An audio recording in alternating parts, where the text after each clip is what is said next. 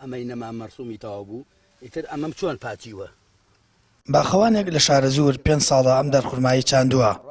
ئەم ساڵ نزیکەی 50 کیلۆگرام خورمای گرتووە و یەکەم ساڵێتی بەرەمی خورمای دەبێت. چەند مەترێک لە دووری دارخورماکە چەند دارگوێزێکی شێوەوانیش گوێزی باشیان گرتووە.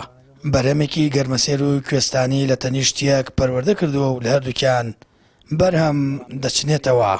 ئەملوەیەکمان ئەملۆ باخی بوو، باخی هەنار و ئەم ئەنواعیت لە منتیقەی گەرمیانە ئەم خورمانەی بوو خورماکانی وتی تەنکیەکەم. ئیتر منیش وتم قاید بە یەک دوانێ وتی کۆرا لە خزمەتا بیبە. وەڵامیش سێ بنم هێنا بە سیار بە حەفارەی هەڵماکەن. ئیتر هێنام و بۆ کسمە سارەیەک و هێنام بۆ ئێرە بۆ ئەم باخی خۆمە وەڵا لێرە ناشتم. ئیتر لەگەڵ دەستپێکردنەکەیە خەڵوز و تقریبان کیلۆیە کیلۆنیە خوێ و کاتێ چاڵەکەم بۆ کەند و لە کاتی ناشنەکەی ئەو دوانم تیا کرد و دام پۆشت. ئیتر ئەمە فەزلی خوای گەورەیە ئەوەستا بەرهەمی هاتۆتە بەرهەم و هەم خورما و دیسان زایدەن گوێزیش. باخەوانەکە دەڵێت ئەمە ئەزمونێکی نوێی کشتتوکاڵیە تاقی کردوێتەوە بۆ ئایندە زیاتر فراوانی دەکات و پەرەی پێدەدات.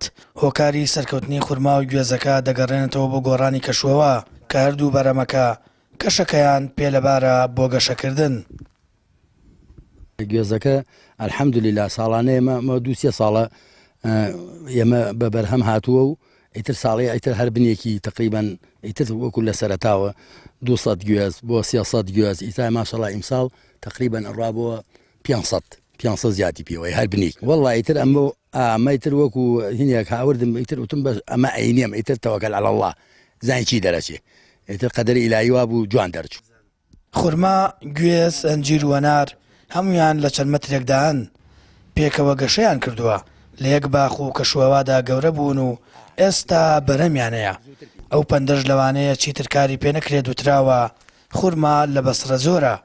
دووری بۆ مەڕۆ ساڵانی ئایندا لار باخێکی شارەزور خورمای گوێز بە ڕێژەیەکی بەرچاو بەرەم بێنرێت. سامان فەتاح، کەناڵی ئاسمانی پەیام، ناحی سیروان.